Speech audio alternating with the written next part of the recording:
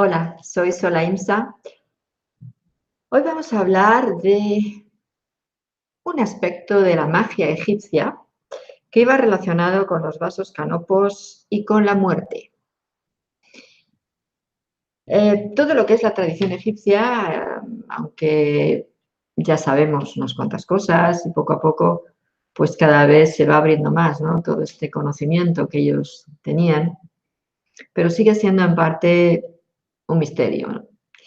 Es como si que estuviera por encima de lo que el humano de ahora somos capaces de entender o de profundizar. Realmente en lo egipcio hay un conocimiento tan profundo que muchas de las interpretaciones que se dan, que son totalmente superficiales o pretendiendo relacionarlo con lo que ahora pensamos, pues son erróneas. Yo cuando empecé a estudiar todo lo que es la mitología egipcia, dioses, historia, etcétera, al principio me costó mucho porque es cierto que yo no le podía dar una interpretación desde mi creencia actual. Tenía que entender lo que ellos quisieron decir, ¿no? Aunque luego, lógicamente, mucho de eso tampoco es fácilmente explicable desde ese tiempo, sí, porque está también por encima, ¿no? Es como que está más abierto a otras realidades, a otros mundos, pero sí se ve claramente esa conexión con esos otros mundos y con esos otros lugares del universo, ¿no? Todo lo que representa el mito egipcio que en realidad no está, ¿no? ¿Qué es mitología? Mitología se interpreta como si fuera un cuento, algo falso, un poco como las parábolas, ¿no?, que Jesús decía y que podemos leer en el Nuevo Testamento. Pero en realidad eso no es lo que quiere decir mitología. Mitología quiere decir historia contada de boca a oído, o sea, historia no escrita. A mito es lo que quiere decir falso, cuento, pero mito es historia, según los griegos, que es de donde viene la palabra. Bien, pues vamos a ver esta historia que está en relación con la magia mortuoria, el rito mortuorio y esos 4 vasos canopos que no se sabe muy bien lo que eran, o sí. Los vasos canopos eran unos recipientes donde se introducían las vísceras del difunto. Ya sabemos que todos todos no, porque los pobres había muchos que no tenían esa posibilidad, pero quien tenía la posibilidad momificaba sus cuerpos, los vendaba, ¿verdad? La momificación, que es ese cuerpo limpio de vísceras, de todo lo que podía pudrirse, y luego con unos aceites y con todo un proceso era tratado ese cuerpo y luego lo vendaban. Bien, esto era para protegerlo, para que en el otro lado el fallecido pudiera seguir conectado con su cuerpo y tenerlo preparado para cuando fuera, la siguiente vida o el final. En cualquier caso, eran retiradas estas vísceras del cuerpo, pero no eran destruidas. Y tú dices, ¿por qué? Pues si no servían para nada. Sí, claro que servían. Cada uno tenía su porqué, su simbología, y como ahora veremos eran protegidos por determinadas diosas. Cada vaso tenía una tapa que lo identificaba porque tenía la cabeza de uno de lo que decían los 4 hijos de Horus. Esto sí que es más a mito, es decir, más creencia que realidad, ¿no? Y eran los que protegían esas vísceras que estaban dentro de los vasos. ¿Cómo se llamaban estos 4 seres que dicen hijos de Horus? Pues era Amset, ahora explicaré cómo es cada uno, Hapi, Duamutef y Kebsenuf, terminado en F. Y como digo, cada uno de estos vasos, a su vez, estaba protegido por una de las llamadas 4 plañideras o las 4 diosas que eran las que regían los 4 puntos, las coordenadas, los 4 puntos, los 4 vientos, y que se consideraban también como las 4 madres, las que representaban el principio materno. Bien, el primer vaso es el que llamamos Amset o Imset, y este tenía la cabeza de un humano. Estaría en relación con el dios Osiris, porque cada uno de ellos también está en relación con ese símbolo que representa la cabeza, está conectado con un determinado dios. Aquí como cabeza humana era Osiris y estaba situada al sur. Siempre los colocaban en los 4 puntos, ¿no? Guardaba el estómago y el intestino grueso. La diosa que lo protegía era Ast o Aset, que es la que conocemos como Isis. Los nombres que conocemos no son los originales egipcios, son los griegos. Incluso algunos luego modificados por anglicismos, como es en vez de una F poner una PH. Eso no existe. O, por ejemplo, el Ankh, KH. No, de hecho no era ni K, era J. Entonces, bueno, no conozco, como digo, conocemos sus nombres, pero como anglicismos y como en griego una mezcla, ¿no? Entonces, bueno, Isis en realidad era Ast o Aset y este vaso representaba el elemento agua. También estaba en relación con el símbolo del hombre, que ahora explicaré después cuando diga qué símbolo tiene cada uno de los 4 vasos. ¿Quién era Set o Isis o Ast? En realidad, cuando se ve la imagen, es una mujer con un trono en la cabeza. Y esto quiere decir la palabra Ast, trono. Por lo tanto, es la mujer entronizada, es la reina, es la esposa de Osiris, es la madre de Horus y se dice que su morada o su lugar donde ella habita es en una estrella llamada Sotis, que es la estrella guía para los egipcios, junto con la constelación de Orión, que representaba a Osiris. De manera que a Isis también se la reconocía, o se la identificaba como Ast o Set Sotis. Es la hermana de Neftis, de Set y por supuesto de Osiris. Y se considera que es como el polo contrario o el opuesto a Nefti, no con el concepto que tenemos nosotros de oposición, o lo que es lo mismo, la contraria, la que se enfrenta, una es la buena y otra es la mala, no, sino como concepto de dualidad para integrar el completo. Ahora veremos quién era Nefti y lo entenderemos mejor. Pero fijaros que cuando la historia nos cuenta, ¿no?, que Osiris fue muerto o asesinado por Set, pues Isis fue y partido en 14 trozos, que esto ya lo explico en otro de los vídeos que os voy a poner, veréis que os salen notificaciones en el vídeo de los otros vídeos que complementan la información de este, ¿vale? El de la clave 14. Bien, pues ahí hablo de lo que es la iniciación en Egipto y bueno, pues como esos 14 trozos en realidad era un concepto iniciático por los 14 puntos que tiene nuestro sistema, como la posibilidad que tenemos de, trabajando en esos 14 puntos, llegar a la unificación completa y a la conexión con la luz, con nuestra luz. Bien, pero aquí hablan, bueno, pues de esta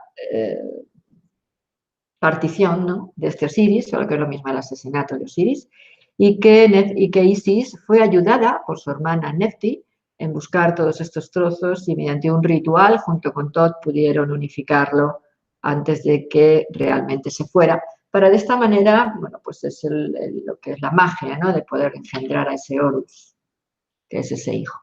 Esta Isis, en sus imágenes, las estatuas que se ven de ella dando de amamantar a Horus, son las imágenes que luego se copiaron en la religión judio-cristiana y es las que veréis por ahí de la Virgen Negra o incluso de la Virgen María con el niño. la Virgen blanca, ¿no? Las vírgenes negras, que eran más antiguas que las otras, que las blancas, no es que unas sean malas y otras buenas, volvemos a lo mismo, sino que las vírgenes negras estaban, es por el material con el que estaba hecho, ¿no? Que era madera y otros materiales que luego también, inclusive piedra negra, que era por lo que tenían esa forma, eran más primitivas, por eso la forma también, como la anatomía, eran como más feas, ¿no? Más básicas. Pero lo que estaban representando en realidad no tenía nada que ver ni con la Virgen ni con Jesús. Era Isis y Horus. Entonces, claro, de esta manera, pues podríamos entender muchas cosas. Tengo pendiente sacar, también desarrollar un vídeo de esta relación entre las vírgenes, entre Isis, con el niño, con su hijo Horus, la Virgen con Jesús y María Magdalena con sus hijos. Ese será el siguiente vídeo que estoy preparando. Y entonces, bueno, pues ahí tenemos esta Isis cuidando uno de los vasos canopos y que en realidad representaba, bueno, pues esta madre, ¿no? El segundo vaso canopo es el que está relacionado con Hapi. Este vaso tiene la tapa con la cabeza de un mono babuino. El mono babuino estaba relacionado con el dios Tot. Los babuinos estaban fuera de los templos y eran los que vigilaban. También porque había que, a nivel iniciático, el mono representa la parte como más instintiva, más primaria a trabajarse la persona para poder empezar ese camino de iniciación, ¿no? Esa conexión con uno mismo.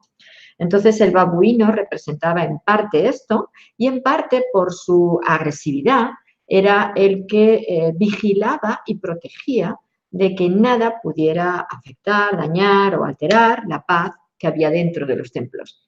Entonces, como digo, en este caso, este vaso, que se llama Hapi, tiene esta cabeza pues, también como una forma de representar, ¿no?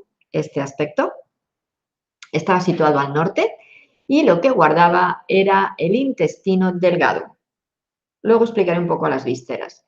La diosa que protegía este vaso era Nebet-Het o Nefti, que es como la conocemos, pero Nefti es su nombre griego. Y Nefti con F, no con PH, que es un anglicismo. Si os dais cuenta, ha ido degenerando el origen de todo esto, ¿no? Representa el elemento tierra y también está, por tanto, en relación con el toro. ¿Quién fue este Nebet-Het, esta diosa Nefti? Como he dicho antes, era en concepto dualista, la contraria a Isis. Representa la oscuridad, pero no como maldad, sino como ocultamiento, ¿vale? Todo lo que tiene que ver con la oscuridad, es la parte invisible, es la noche, es la muerte, por tanto, ¿no? Como paso, no como final, sino como paso a otra vida. Entonces, está asociada con Isis, también en este sentido, porque Isis es como la diosa de este plano, de la conciencia, de la luz, y Nefti es la que rige o la diosa del otro plano, de lo inconsciente y de la oscuridad.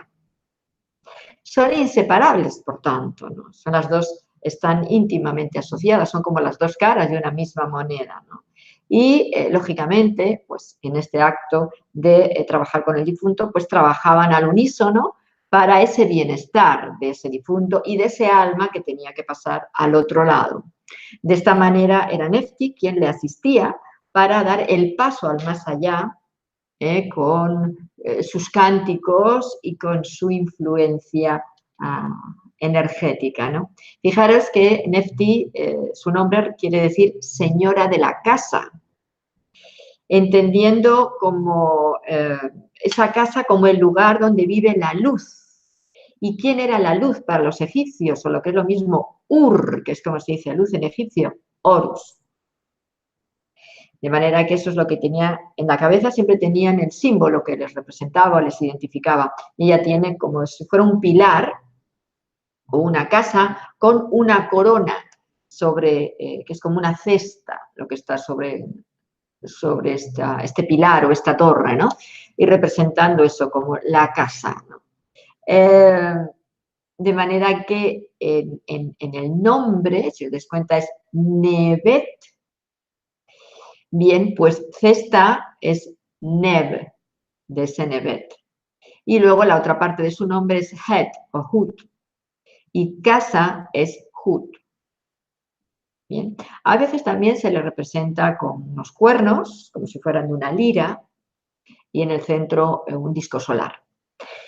Aunque se dice que es la mujer estéril, en realidad no fue estéril. El estéril era Set, que era su esposo. Ella tuvo un hijo con Osiris, que es Anubis, de manera que tanto Horus como Anubis eran hermanastros, hermanos de padre. Y además, por su trabajo, los dos también van de la mano. Es como que Isis y Nefti van de la mano, Osiris y, Horus y Anubis van de la mano.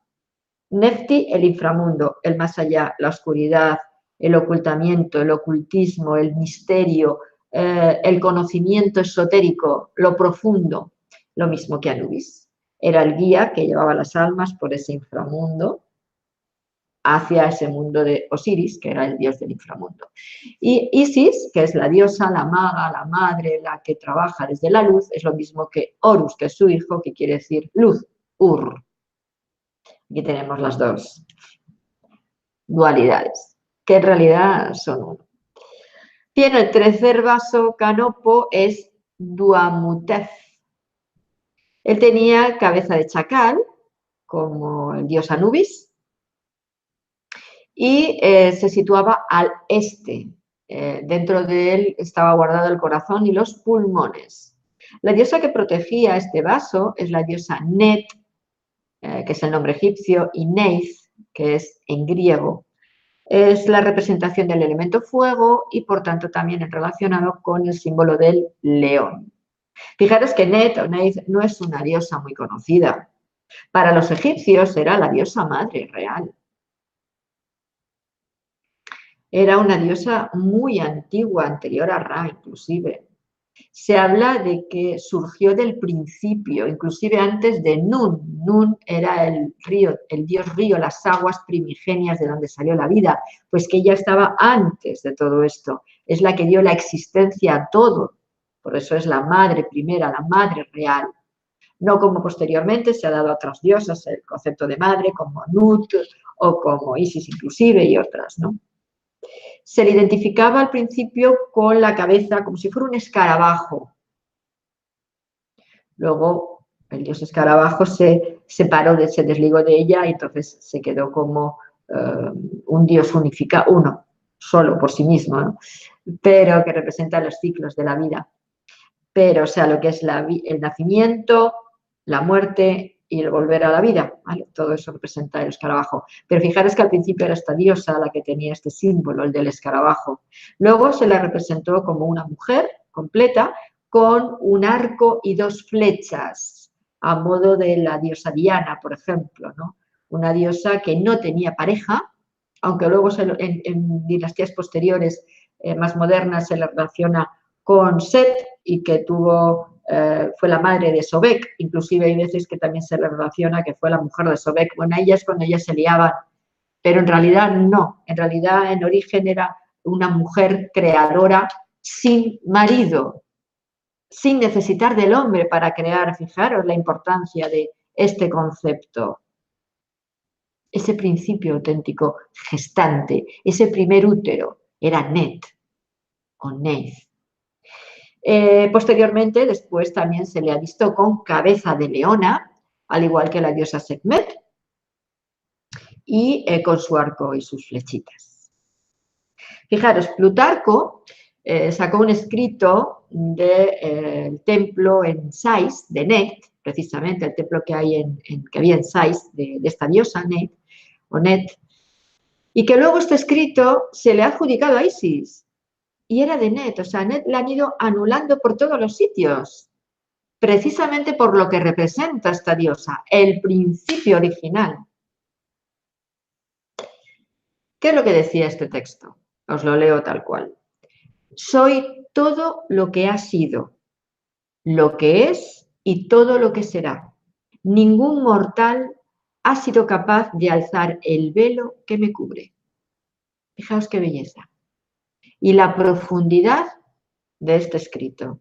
Soy todo lo que ha sido, lo que es y todo lo que será. Ningún mortal ha sido capaz de alzar el velo que me cubre. Por lo tanto, se puede considerar que ella es uno de los pocos que a nivel concepto universal, e inclusive de otras tradiciones como la hindú, ¿no?, se consideraría inmortal. Cuando habla de mortal, no habla solamente de humanos. A esto que llamamos dioses, en realidad morían también, lo que pasa es que vivían muchísimo más tiempo, pero también al final terminaban muriendo. Ahora, con su tecnología, tenían capacidad de regenerarse, eso es verdad. Entonces, pero ella estaba en este concepto de inmortalidad. Por eso habla de mortales, no solo como humanos, sino como todo mortal, ¿vale? El cuarto y último vaso era el de Kepsenuf, que tenía en la tapita la cabeza de un halcón, en relación, por tanto, con Horus. Se situaba al oeste y guardaba el hígado y la vesícula. La diosa que estaba en relación con este, o que protegía este vaso, es una diosa que tampoco es muy conocida, que es la diosa Escorpión, que se llama en egipcio se dice Serket Eru, y nosotros la conocemos como Selkis. Selkis es en griego. Representa el elemento aire y también está relacionado con el águila. ¿Quién fue Serket Eru o Selkis? Es una diosa que se le representa con un escorpión en la cabeza, cuando tiene forma humana, también se le representa cuerpo de escorpión y cabeza humana, o todo, o solamente el escorpión. Simbolizaba, aquí hay un vídeo sobre los dioses y cómo se les representaba, que os pondré también la etiqueta para que podáis verlo, y por qué había veces que los veías con cuerpo entero, otros con la cabeza de animal y el cuerpo humano, y otras veces al revés, solamente el animal. Y no tiene nada que ver con eso que anda en la línea conspiranoica de que si eran razas extraterrestres. No, eran una simbología y cada una de las imágenes quería decir algo diferente. Vuelvo a lo de siempre, nosotros no podemos interpretar algo que no conocemos desde nuestra creencia actual, que además está muy alterada, modificada y condicionada por esa creencia. Hay que saber qué querían decir los que lo hicieron, aunque es cierto que en algunos de todos esos conceptos hay parte que no es puramente terrena, ¿no? Terrestre, vale, sí, y de eso ya he hablado en muchos vídeos, claro que sí, en el vídeo de los Sensuor, por ejemplo, los creadores. Pero no inventemos, ¿vale? No inventemos. Lo que no es, no es. No lo queramos hacer verdad. Una mentira, por muchas veces que se repita, no se hace verdad. Así que aquí tenemos a esta diosa Escorpión. ¿Qué es lo que simbolizaba? El calor abrasador del sol. Los escorpiones les gusta el calor, viven en sitios calurosos, ¿no? Además, el escorpión egipcio es el negro enorme, con un veneno potentísimo. Bueno, pues hay que entender, ¿no?, por qué se le llamaba a esta diosa calor abrasador del sol. Su papel era fundamentalmente benéfico, era una diosa benéfica. Protegía de las picaduras venenosas, pero siempre iba, tanto de serpientes como de escorpiones, pero siempre iba acompañada de 7 escorpiones. Se le llamaba la diosa que facilita la respiración en la garganta, precisamente porque la picadura del escorpión, uno de los síntomas es que te ahogas, se te cierra la garganta, ¿no? Entonces era la que posibilitaba. Pero esta simbología también tiene que ver con la respiración del recién nacido y con la última respiración del difunto. Por eso ella estaba como protectora de los recién nacidos y como protectora de los difuntos. En los textos funerarios, por tanto, es la madre del difunto, quien lo amamanta, quien le da el último alimento antes de pasar a ese otro lado para ser guiado por Anubis en ese inframundo hasta llegar al lugar que le corresponde, ¿no? También en la momificación estaba ahí, junto con las otras 4 diosas, y en realidad la momificación también era considerado un ritual de alta magia, ¿vale? Por eso se guardaban estas vísceras. Cada víscera, aparte de representar un elemento, como he dicho, este último, Serketeru, perdón, era el águila, que es el aire, la diosa Neit o Net, el león, que es el fuego, la diosa Nefti o Nebetet, que es el toro y es la tierra, y la diosa Isis, que representa el elemento agua y que es Ast o Aset. Son los 4 elementos, representados por esos 4 símbolos del hombre, el toro, el león y el águila. No sé si os acordáis que también son los símbolos de los 4 evangelistas. En el tarot tenemos tanto en la rueda de la fortuna como en el mundo los 4 elementos que están ahí con esos 4 símbolos, siempre representando esos 4 símbolos que son los que posibilitan la existencia en este plano. Luego estaría 4 elementos, que luego estaría el 5.º elemento, que es el éter, que es el que incluye todos. Entonces, esos 4 elementos son los que se usan en la magia. Por lo tanto, la momificación era un acto de magia con el difunto, para que pudiera pasar a ese otro lado y pasase las 12 puertas antes de llegar a su nuevo lugar de destino. Aparte que los órganos, las vísceras que sacaban, tenían su simbología, el estómago y el intestino grueso, lo que es la asimilación y la eliminación, lo que yo integro y lo que yo elimino porque ya no me sirve. Y eso representa ese agua, ¿no? Las emociones que yo conecto con ellas y que tengo que trabajarme para eliminar las negativas, las que no me benefician.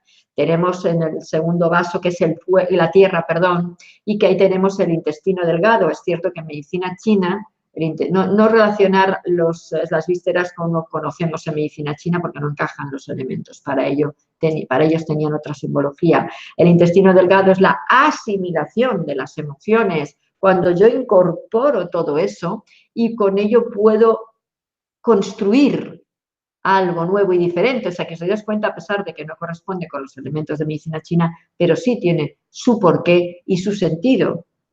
En esa asimilación, yo puedo con esto, tengo que asimilar las cosas, yo tengo que entenderlas, tengo que procesarlas para luego poder construir algo con ellos, si no, no puedo hacer este trabajo. Con el siguiente, con el tercer vaso, que representa el corazón y los pulmones, es el fuego. Aquí se coincide con el corazón, es el fuego en medicina china. Tenemos ese león, el corazón del león. El corazón, donde está la emoción, donde está el ser. Yo soy. Y para potenciar y para nutrir ese corazón, ¿dónde tengo el elemento? ¿Dónde está lo que necesito? A través de los pulmones. Incorporo la energía en mi ser. Me relaciono con lo que me rodea. De ahí que este vaso tenga que ver con el fuego, corazón y pulmón. Ese ser, ese relacionarme con todo e incorporar toda la información en mí. Y el último, que es el aire, estaría en relación con hígado y vesícula, y aquí estaríamos hablando de los vientos, ¿no? De todos esos momentos de turbulencia, de enfados, de cómo me manejo yo y enfrento las situaciones, ¿no? La pelea, la lucha, que es el hígado y la vesícula, las tormentas. Así que fijaros que sí también tenía sentido, y aquí utilizaban estos 4 elementos para hacer esta magia. Por tanto, los vasos canopos también se utilizaban. Los vasos canopos también eran los 4 vasos canopos también se usaban en lo que es la alta magia oscura, bueno, los manejaban de otra manera, pero igualmente seguía siendo magia, ¿no? Ya sabemos que dependiendo de la intención, pues ahí surge, ¿no? el resultado. Pero también se utilizaban. Entonces, fijaros la importancia. Y cómo el difunto estaba protegido por las 4 diosas, por las 4 madres. Cómo protegían esas vísceras suyas que representaban los 4 pilares del ser, que era lo que ellos veían en esto, ¿no? En el caso del corazón, bueno, luego el cerebro, es cierto, no lo metían en ningún vaso porque consideraban que no era importante, ya que el cerebro era el pensamiento y el pensamiento era dual. Es dual. no era importante. Fijaros qué profundidad. Todo lo depositaban en la emoción, en el ser y en el construir. Para ellos el pensamiento estaba ligado a ese sentir, acompañaba, pero no era lo importante. No es la mente lo importante, es el corazón. Y eso lo manifestaban en este ritual de momificación, ¿no? De manera que ellos sacaban el cerebro por la nariz, lo diluían, lo sacaban y estaba, bueno, pues de esta manera quedaba limpio. Y en el caso del corazón ponían un escarabajo por esos ciclos de la vida. El escarabajo que representa el nacimiento, la vida, la muerte, la otra vida y el volver, ¿no? Esos ciclos. Y aparte representaba como escarabajo a la diosa Net, como se la simbolizaba en origen. Luego ya sabemos que no. Entonces, bueno, creo que es muy interesante todo esto, que es muy mágico y que nos ayuda a conectarnos con lo más profundo de nosotros. Por eso os lo quería compartir. Así es que hasta la próxima vez que nos veamos por esta ventanita, os mando un abrazo.